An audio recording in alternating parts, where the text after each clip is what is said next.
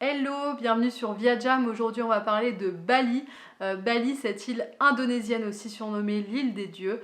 Je vais te donner quelques infos sur l'île et aussi quelques conseils si tu as prévu de faire un voyage à Bali en 2022.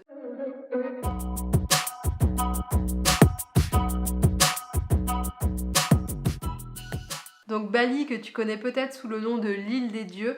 Alors pourquoi ce nom? Parce que contrairement à l'Indonésie qui a 88% musulmane, Bali, elle, est hindouiste. Donc la religion hindouiste, c'est une religion où on croit à différents dieux, donc une religion polythéiste, dont la déesse Shiva, que tu connais sûrement, qui est représentée par un éléphant.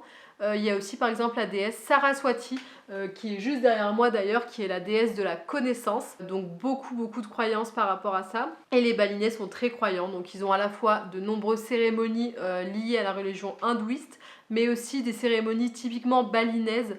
Tout au long de l'année, il y a de nombreuses cérémonies, de nombreux rites qui animent vraiment Bali. Et on ressent vraiment cette âme qu'il y a dans Bali. Vraiment, dès qu'on arrive, on ressent direct. Rien qu'avec les temples qui sont vraiment là, à chaque coin de rue, on a un temple. Devant chaque maison, on a un petit hôtel avec des offrandes pour les dieux. Donc, elle porte vraiment très bien son nom. Donc, pour le petit point géographique, l'île de Bali, c'est une île du coup en Indonésie qui est entre l'île de Java, qui est très connue pour ses volcans par exemple, et l'île de Lombok. En tout cas, Bali, elle a une superficie de 5637 km². Par rapport à la France, pour vous donner une petite idée, en fait, ce serait la moitié de l'île de France. Donc c'est vraiment petit, en fait, d'est en ouest, on a environ 150 km à Bali. Donc ce qui permet aussi, quand on est touriste, c'est plutôt pas mal parce que ça nous permet de visiter les différents coins de l'île. Donc parfait pour nous en vrai. Il y a vraiment une diversité de paysages énorme. Alors au nord, on aura plutôt tout ce qui est activité volcanique, donc c'est-à-dire qu'on a le mont Agung qui est un volcan, donc c'est plutôt montagneux au nord, avec d'ailleurs des plages de sable volcanique, donc des plages de sable noir, tandis qu'au sud, on aura plutôt des plages de sable blanc, plus ou moins accessibles, parce que Bali, c'est pas forcément la meilleure destination pour avoir des grandes plages de sable blanc où on peut facilement se baigner. On a aussi des régions un peu plus, pas vraiment montagneuses, mais un peu plus abîmées, dans le sens avec des falaises par exemple. C'est le cas de la péninsule de Bukit qui est au sud de l'île, où se trouve Uluwatu et où on a des grosses vagues pour les amateurs de surf. Tandis qu'après, dans le centre de l'île, du centre, en suivant les montagnes, dans les vallées, on a beaucoup de rizières. Donc Bali, c'est très connu pour ses rizières. On a d'ailleurs les rizières de Jatilawi qui sont classées au patrimoine mondial de l'UNESCO.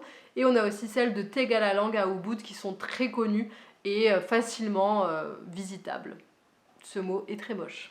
Alors la capitale de Bali, c'est Denpasar, qui est une très grande ville, très animée, qui est maintenant collée à plein d'autres villes à côté, c'est une grosse agglomération, et c'est là que se trouve en fait l'aéroport, qui est vraiment proche de Denpasar, plutôt vraiment à côté de Kuta. Alors concernant les langues, les Balinais parlent évidemment l'indonésien, mais ils parlent aussi le balinais, qui est vraiment une langue à proprement parler. Alors je sais pas à quel point c'est différent de l'indonésien, mais en tout cas, j'ai pu apprendre des mots en balinais grâce à un guide qu'on a rencontré à Ubud qui était vraiment top, c'est Jaya, il était vraiment parfait, je vous le recommande si besoin, je vous envoie ses coordonnées. En tout cas, il nous a appris quelques mots en balinais et à chaque fois ça faisait sensation auprès des balinais. Dès que je sortais ces mots, ils se demandaient mais comment vous savez dire ça? Ils comprenaient pas du tout d'où je connaissais ce mot parce que les touristes en général apprennent les mots en indonésien. Dans les guides, on trouve des mots en indonésien, on ne trouve pas en balinais. Donc ils étaient vraiment ravis. Alors si jamais du coup, petit point vocabulaire, pour dire merci du coup en indonésien on dit terima kasih et en balinais on dit suksema. Et voilà, et à chaque fois que je sortais suksema, les balinais étaient vraiment adorables et trop contents que je connaisse ce mot. Voilà, la petite anecdote. Alors la monnaie c'est la roupie indonésienne, 1 euro ça fait 15 200 roupies à l'heure où je vous parle, donc en août 2022. Ça évolue toujours un petit peu les monnaies, hein, donc vérifiez quand vous partez. En gros la vie est peu chère à Bali, hein, c'est quand même très abordable. Peut-être moins que d'autres pays d'Asie et selon les endroits où vous allez aller ça va être plus ou moins abordable. Mais en tout cas par rapport à l'euro, voilà, c'est une monnaie où on est plutôt pas mal gagnant. Et on a du coup des gros billets, et on paye des sommes énormes pour nous, mais du coup qui sont pas grand chose là-bas. Du coup, vous l'aurez peut-être déjà compris, pour le tourisme, on a différentes sortes de tourisme à Bali. Donc forcément un tourisme culturel, si vous adorez les temples, etc., vous allez être ravis, il y en a vraiment partout. C'est vraiment super beau. Il y en a tellement qu'au final, à force, au fur et à mesure de notre séjour, nous, on faisait même plus trop attention aux temples en fait, parce qu'il y en a vraiment partout, de chez partout. Donc au début, t'es vraiment émerveillé, et puis après, bah, ça fait partie du quotidien, du décor. Bon, en tout cas, ils sont vraiment magnifiques, et nombreux sont ouverts aux visites. Il faudra toujours, par contre, porter quelque chose de couvrant, qui couvre les jambes. Aussi les bras, c'est mieux, au moins un t-shirt plutôt qu'un débardeur. Et si vous avez rien, si vous n'avez pas prévu quand vous visitez un temple, on vous loue ou on vous prête souvent des sarongs. Donc ça fait partie de la tenue traditionnelle balinaise. C'est un petit tissu tout fin que vous mettez du coup en jupe en fait pour rentrer dans les temples. Ensuite, on a évidemment le tourisme balnéaire. C'est d'ailleurs comme ça qu'est né le tourisme à Bali. C'est à Kuta, donc près de l'aéroport, une grande ville qui est collée aussi à la capitale, comme je vous disais tout à l'heure. C'est à Kuta qu'est né le tourisme à Bali dans le XXe siècle. Du coup, Kuta, bah, c'est des grandes plages de sable où on peut plus facilement se baigner et où on a pas mal de bars, restaurants, de boutiques, de centres commerciaux. Alors, c'est un peu plus en déclin maintenant, Kuta, il y a pas mal de choses fermées, et puis du coup, ça a été un peu délaissé au fur et à mesure des années. Il me semble qu'en tourisme balnéaire, il y a aussi beaucoup de gens qui vont plutôt vers l'est, vers Nusa Dua, et aussi sur les îles autour. Mais en tout cas, tourisme balnéaire, c'est un tourisme très présent à Bali. Donc ensuite, évidemment, le tourisme religieux, donc je vous parlais des temples qu'il y a vraiment partout. D'ailleurs, ce qui est bien, c'est que parfois, quand tu visites un temple, tu peux tomber sur une cérémonie qui a lieu en même temps, et tu peux regarder, observer. Je pense que les Balinais sont tellement gentils que tu pourrais même te joindre à eux enfin, à la cérémonie, quoi, et ça poserait pas de soucis. Donc tourisme religieux, évidemment, il y a pas mal, sûrement aussi des autres Indonésiens, je pense, même les musulmans qui viennent voir aussi la culture qui est vraiment différente du reste de l'Indonésie à Bali. Et il y a évidemment aussi un tourisme sportif, donc je pense notamment au trek.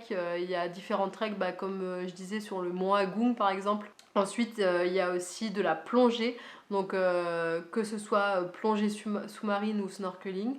Donc il y a vraiment beaucoup de plongée puisque Bali est entouré par une barrière de corail, alors des coraux qui sont plus ou moins en forme du coup, à cause de nous hein, évidemment. Mais en tout cas, il y a de la plongée. Si vous kiffez ça, bah, vous serez ravis de découvrir Bali. Aussi les îles qui sont autour, les îles Nusa et les îles Gili, qui sont très connues aussi pour la plongée. Alors, on va parler maintenant des infos pratiques. Si tu as prévu de faire un voyage à Bali pendant ces prochains mois, ces prochaines années, et bah, bienvenue. Du coup, tu vas pouvoir avoir quelques infos pratiques qui te serviront pour ton voyage. Alors, par rapport au décalage horaire, il y a 6 heures en plus. 7 heures en hiver, mais en hiver c'est pas forcément la meilleure saison pour y aller, au cas où tu le sais il y aura 1 heure en plus. Et le soleil se couche aux environs de 18 heures, en tout cas moi quand j'y étais en juin, il se couchait aux environs de 18 heures, et du coup entre 18h30 et 19h il faisait déjà nuit noire. Pour le climat, il fait chaud toute l'année, donc aux environs de 30, mais avec un ressenti un peu plus, parce que du coup c'est très humide. Comme de nombreux pays d'Asie, c'est très très humide. On est arrivé dans l'aéroport, alors qu'il y avait la clim, on a senti vraiment la chaleur, l'humidité arriver. C'est vraiment, tu rentres dans un hammam, bah, t'es à Bali. Donc le meilleur moment, donc pas la saison des pluies, puisque la saison des pluies du coup c'est de novembre à mai environ, et la saison sèche ça va être de mai-juin à octobre, septembre-octobre. Donc pour nous Français et Européens qui avons l'habitude de partir en été, c'est parfait, parce qu'en été ce sera le temps le plus sec. Après il risque d'avoir un peu plus de monde. Moi je suis partie en juin. Je pense que c'est vraiment le top entre mai et juin, parce que là on avait vraiment plus de pluie. Alors on a eu peur parce qu'il en annonçait beaucoup. On est arrivé à Singapour avec des gros orages, donc on s'est dit c'est bon, la météo s'est pas trompée, on va avoir 15 jours de pluie. Et pas du tout, on a eu juste quelques orages la nuit, mais aucune pluie la journée. Alors pour aller à Bali, je sais pas comment t'as prévu d'y aller, mais a priori sûrement en avion, on est d'accord, ça fait un peu loin sinon. Mais en tout cas, il n'y a pas de vol direct depuis Paris, depuis la France, pour aller à Bali. Donc tu vas devoir faire une escale.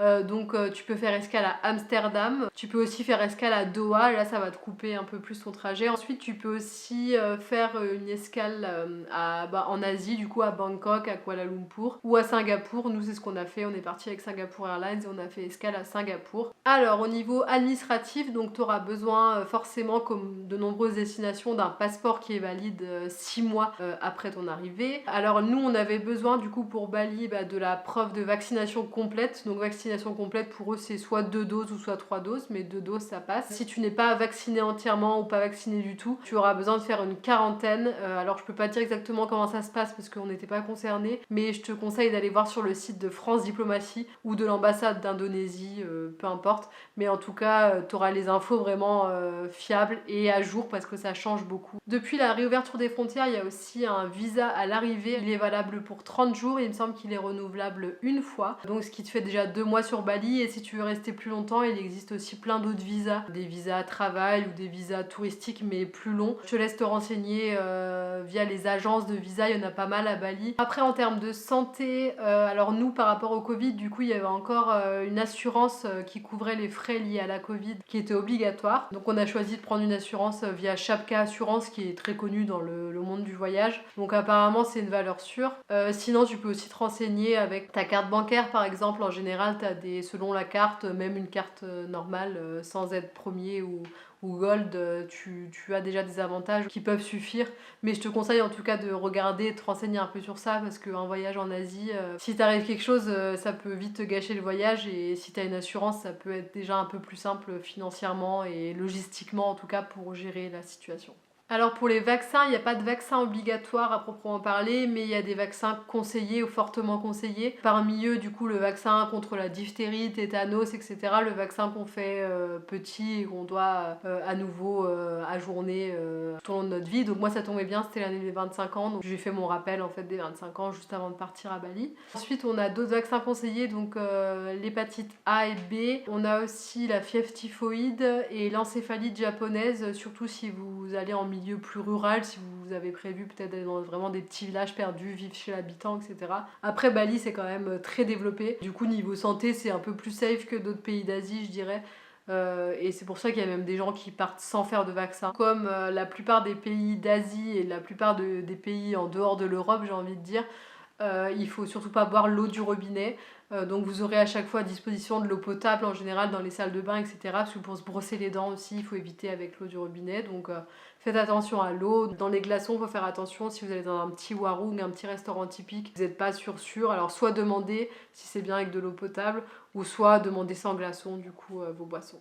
Alors visiter Bali en 2022, du coup je vais te dire que c'est simple, comme ça l'était je pense avant, dans le sens où c'est une destination vraiment touristique, tu n'auras vraiment pas de mal à rencontrer des gens, à réserver des choses à la dernière minute. Donc ne panique pas, ne t'en fais pas, tout va bien se passer, profite. Alors niveau fréquentation, du coup après la réouverture des frontières, donc nous on a eu quand même de la chance je pense. On n'a pas eu tellement de lieux trop bondés, même les rizières de Tegalalang, c'était franchement tranquille, il n'y avait pas trop de monde. On arrivait à prendre des photos des lieux sans qu'il y ait plein de monde devant nous, etc. Juste à Nusa Penida quand même, sur les lieux, la plage très connue de Kelinking Beach que vous voyez souvent sur Insta, sur celle-là par exemple, et tous les autres spots autour à Nusa Penida, là il y avait vraiment énormément de monde, et dès le matin. Donc on a un peu moins kiffé du coup, mais après quand tu vas à Bali tu sais qu'il y aura des endroits vraiment très fréquentés. Après je sais pas, je peux pas te dire dans les prochains mois comment ça va évoluer, mais en tout cas c'est une destination qui vaut vraiment le coup. Je te conseille d'y aller si tu as prévu d'y aller, et de rencontrer les locaux, etc. Parce qu'en dehors des lieux touristiques, il y a vraiment plein de choses à voir aussi, et plein de choses à apprendre des locaux qui ont vraiment une philosophie de vie géniale. Voilà, donc j'ai fini pour aujourd'hui. Je vais faire du coup d'autres vidéos sur Bali. La prochaine du coup ce sera sur notre itinéraire et le budget total de notre voyage. Et ensuite je vais vous faire des petites vidéos avec des plans vidéo du coup que j'ai filmé là-bas. Au final au portable, à la base je voulais vlogger, puis au final j'avais vraiment envie de profiter en fait sur place. Donc si ça te plaît, pense à t'abonner, à aimer la vidéo. Tu peux aussi m'écrire en commentaire si tu as des recommandations, des envies, des doutes, des questions. Je serai là pour y répondre. Donc merci d'avoir suivi cette vidéo et à bientôt. Ciao!